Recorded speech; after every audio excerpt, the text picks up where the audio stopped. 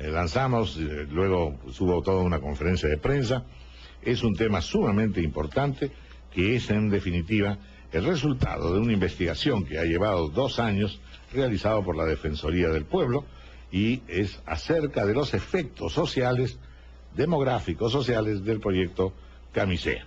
La verdad es que el balance es bien poco positivo para todo lo que ha venido ocurriendo, en verdad, y hay responsabilidad aquí del Estado, del Congreso, de las normas y también, por supuesto, de quienes son los ejecutores del proyecto.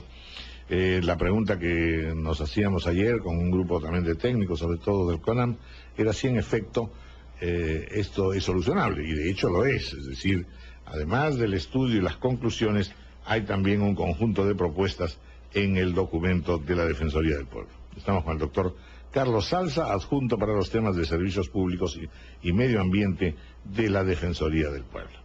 Doctor Carlos Salza, muy buenos días, gracias por estar con nosotros. Muy buenos días, un gusto para nosotros estar con ustedes. ¿Qué podríamos decir? En síntesis, después vamos a analizar punto por punto, pero en líneas generales, este informe es un informe lapidario, definitivo, fuerte, tiene toda, digamos, un impacto importante porque sobre todo ratifica que durante toda la discusión que se operó mientras se iba a suscribir el contrato y los peligros que se advirtieron, donde hubo varias ONGs, no solo nacionales sino extranjeras, que dieron advertencias, es decir, que todo ese conjunto de discusión tenía una base bastante fuerte, de razón.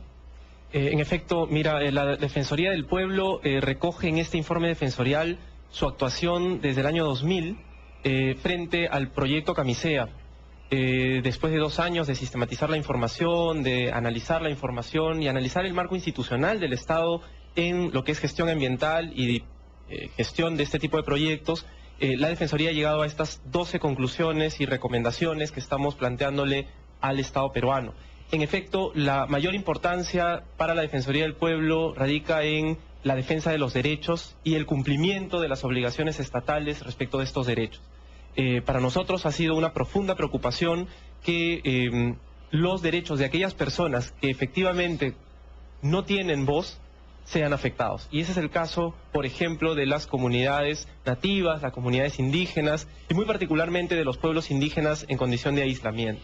El informe, digamos, recoge esta atención de quejas, pedidos, consultas y plantea una serie de recomendaciones para que esta situación pueda ser superada en futuros proyectos. Es un documento que extrae lecciones de una primera fase del proyecto Camisea, que es la construcción del ducto, para poder luego, en futuras fases o en otros proyectos, megaproyectos como estos, que son de gran importancia, y así parte el informe, de reconocer que son de gran importancia para el desarrollo del Estado y del país, sin duda deberíamos recoger estas lecciones, aprender de ellas y empezar a actuar para solucionarlo. Hay un aspecto, digamos, que está en el punto de partida de todo este informe y es, en realidad, un viejo tema en la cultura peruana y en la vida del Perú, es decir, esta desigualdad patente entre autoridades o empresas y comunidades de base. La experiencia defensorial en materia de negociaciones entre personal de las empresas y los ciudadanos y comunidades permite observar que éstas se caracterizaron por la enorme diferencia entre las partes, lo que originó acuerdos inequitativos y consecuentes pedidos de revisión. Es decir, allí hay un punto crucial, que es la falta de educación, la falta de preparación. Son grupos en realidad en los cuales no ha habido pues mayor influencia ni intervención del Estado. Este es el punto quizá más dramático porque no es la primera vez que ocurrirá, no ha sido en el pasado tampoco infrecuente este tipo de desigualdades que llevaron entonces a tratos equívocos que desfavorecen finalmente a las comunidades nativas, ¿verdad?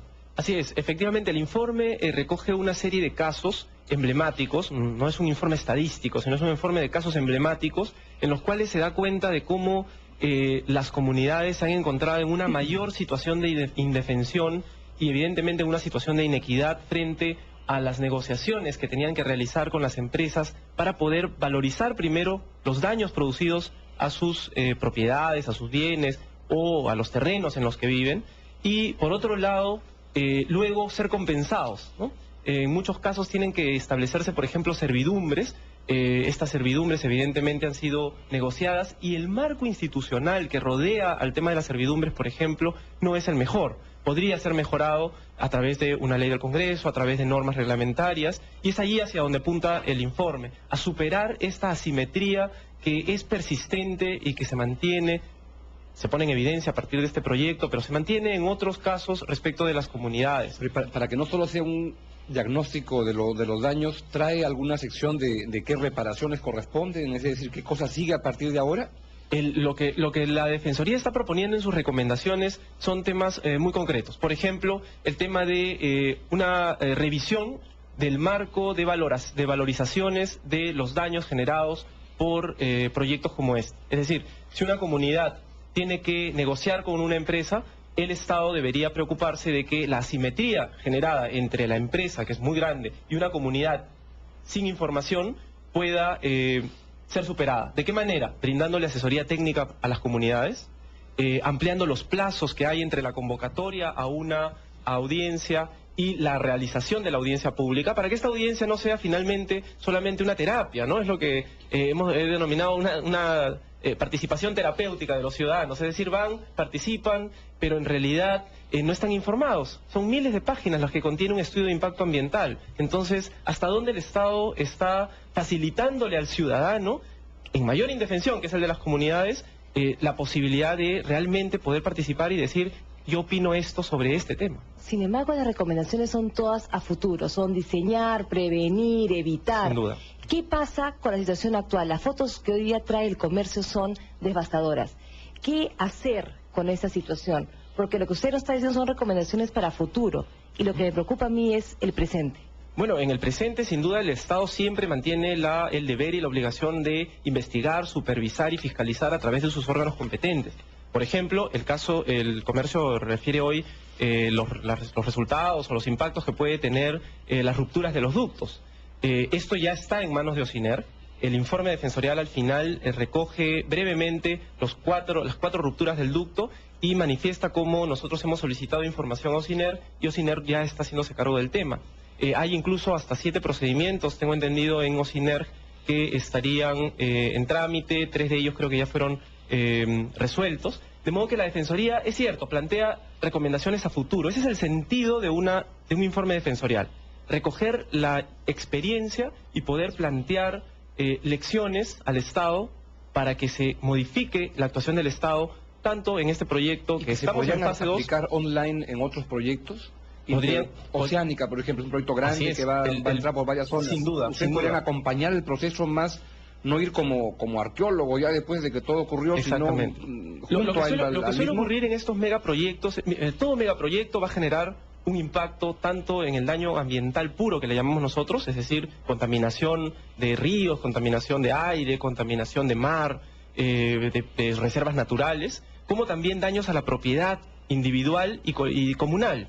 Entonces, el Estado lo que tiene que hacer es verificar este tipo de posibles proyectos, estableciendo, por ejemplo, líneas base en salud, estableciendo marcos normativos garantistas para las comunidades y estableciendo marcos regulatorios que permitan además la exigibilidad de la regulación, ¿no? Uno de los temas que nosotros vemos en el Perú es que normalmente se dictan regulaciones, se dictan marcos normativos, pero pocas veces se analiza con claridad cuál es la exigibilidad que le vamos a encontrar a esta regulación. Esos son temas que el Estado no discute. Se creó, por ejemplo, el grupo de trabajo, el grupo técnico de coordinación interinstitucional, el GTCI, para el proyecto Camisea. Es un proyecto que en realidad fue financiado por el BID y que resultó un espacio de poca coordinación, ¿no? Pasaron casi un año y no habían reuniones, la dirección se reunía con cada uno de los miembros, pero no era un espacio de diálogo donde se pueda encontrar alternativas de solución, donde se puede encontrar posibilidades de establecer políticas, normas, modificaciones que beneficien evidentemente al proyecto, ¿no? Muy bien. Doctor Carlos Alza, le agradecemos de veras, le agradecemos de veras por haber estado con nosotros. Es un tema de la mayor importancia. Felicitaciones en realidad a la Defensoría del Pueblo, porque en el fondo no solamente está marcando lo que tendrá que ocurrir en el futuro, sino también marcando las obligaciones indesligables del Estado, que en muchos casos en verdad no se están cumpliendo. Gracias. Muchas gracias. 8:23 de la mañana, tenemos que hacer una pausa Y luego vamos a conversar con la doctora Lourdes Flores Nano, candidata presidencial por Unidad Nacional,